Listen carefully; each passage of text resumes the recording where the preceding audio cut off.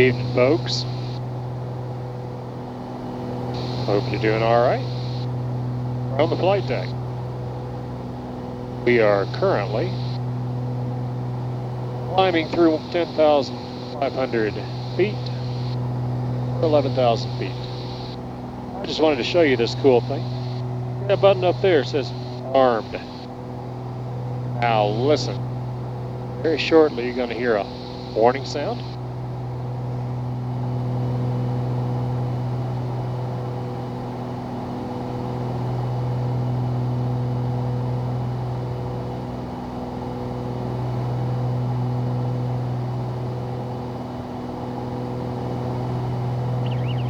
There it is. Sorry, 756 Yankee, Watch change to down my here. frequency 134.65. We reach 11,000 feet.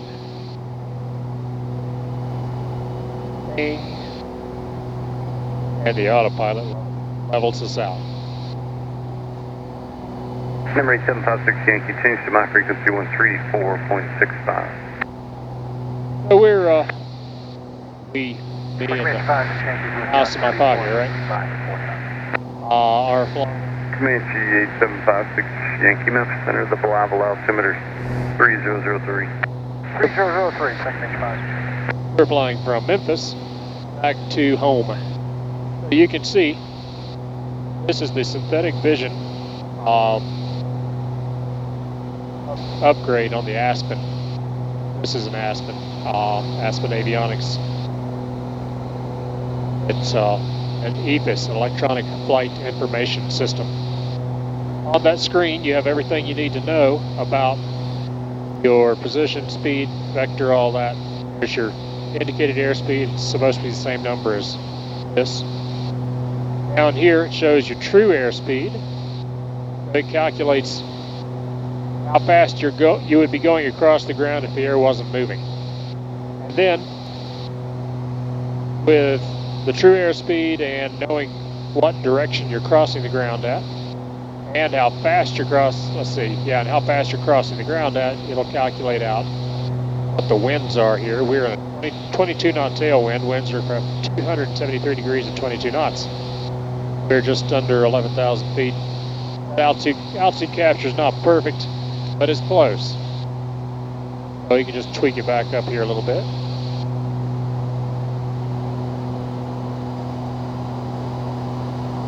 And then hit the button again. There we are. This is the two-screen option for the Aspen. The traditional view is this. Actually, it's not even that. You see the ring down here. That's the traditional view. The compass rose down here, the directional gyro. The direction your GPS is telling you you're supposed to go. The blue diamond showing what your direction is across the ground. Over here, this shows vertical speed. I like to fly in this mode here.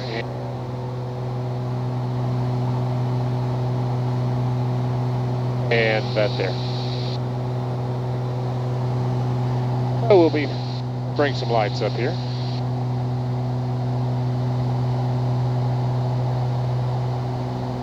It's just getting on toward nighttime.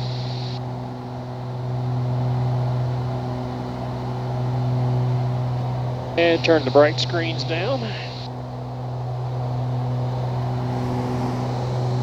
And we'll settle in for a nice ride home.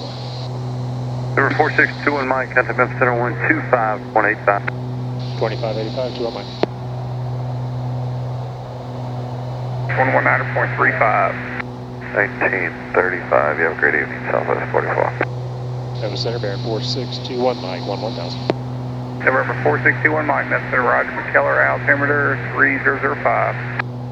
3005, 2 on Mike. We're picking up some moderate chop through here. 2 Mike, Roger. I've had no complaints. You want to try a different altitude? Yeah, let's try 13,000. All right, stand by.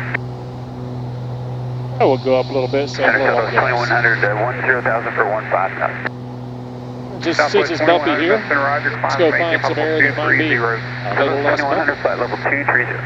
November 4621 Mike, climb maintain 13,000. 13,000 to a mic.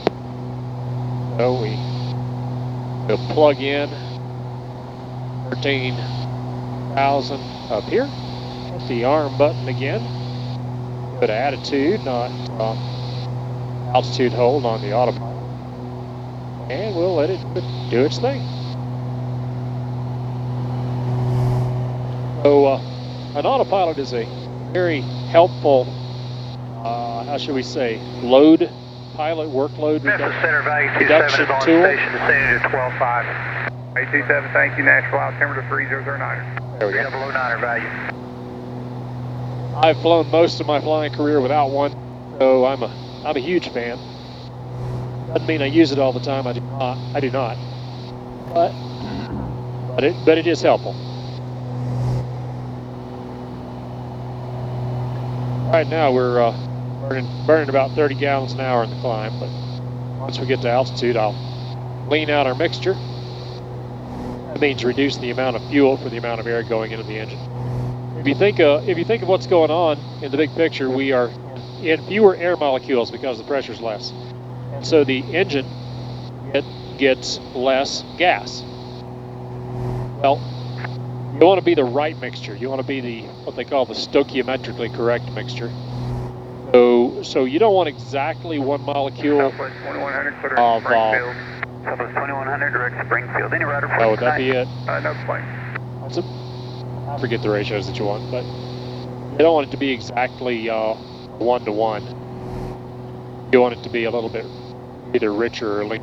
If you're right at the perfect mixture for combustion, that actually produces a lot of heat, a lot of heat. Aircraft engines are air cooled, but they're also fuel cooled. So you have fins on the outside of the cylinders and cylinder heads. And those fins transfer heat to the air that's going over the engine.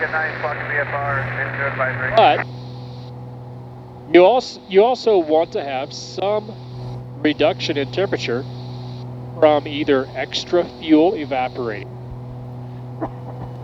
or extra air going through the engine. And so we use the mixture control to reduce the fuel flow to the engine to match the amount of air. And I'll show you how we do that here in just a second. We're about to level off. There's the chirp. Once we level off and start building up speed, I will lead the mixture and show you what that means. Southwest 471, that's So we're coming up. You see here. There we are. It just flipped over. So, see, we're 144 knots right now, and now we start to accelerate.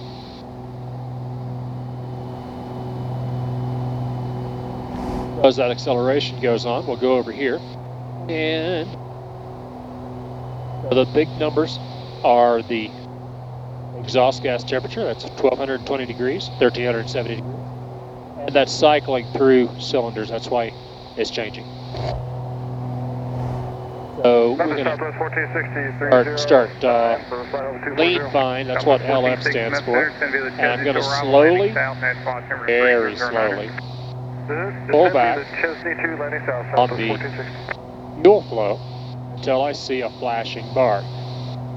That may or may not show up well on the camera. Okay, the right engine has captured. Left engine still got a little ways to go.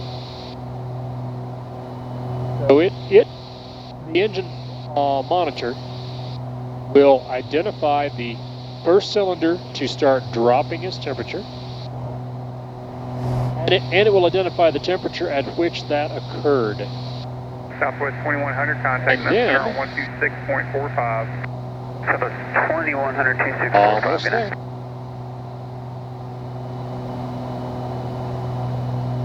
There it is. Okay.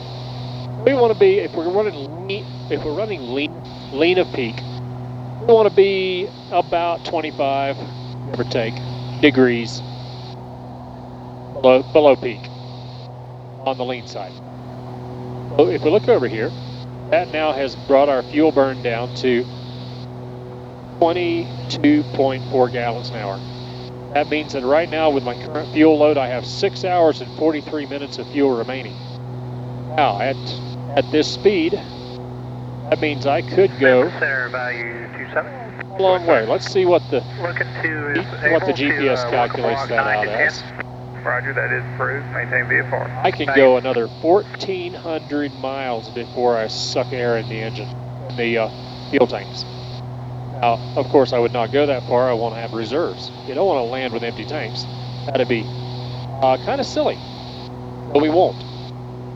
Right now, we've got that wind. That wind's even better now. 28 knot tailwind. We're getting 204 knots, even though we're going. 464 Tango contact. Even though we're going through the air at 176 knots true. 646 Tango. Anyway, that's a little bit of flying education for you. If you wonder what all the screens are, I already showed you these. These are my electronic flight instruments. Over here, this unit here is MFD. It's a multifunction display, and I use it primarily as my radar screen.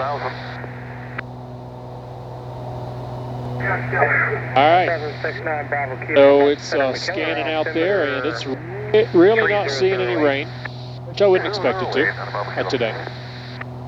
And down here are two identical GPS, navigation, communication receivers, transceivers. So this is what I talk on the radio with, and this is what I navigate with. Below it is my transponder. This tells the world where I am. And then this is the engine monitor over here. The other gauges, I've got a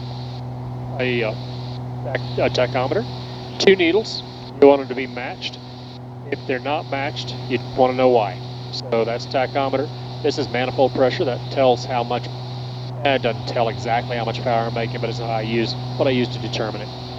And then this is fuel flow being measured a different way from how this is being measured.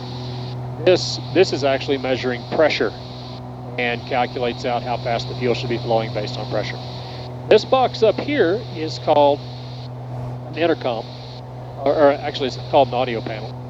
And it will connect to two Bluetooth devices along with two music plugs, so I can have entertainment in flight.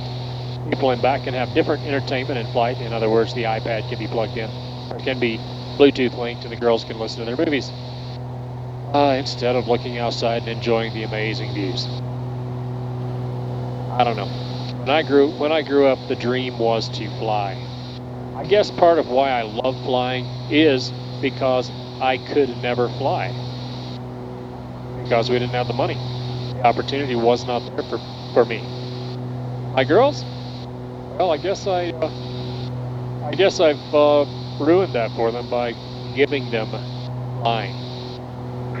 So I guess part of my life is going to be focused on not giving them a lot of other things.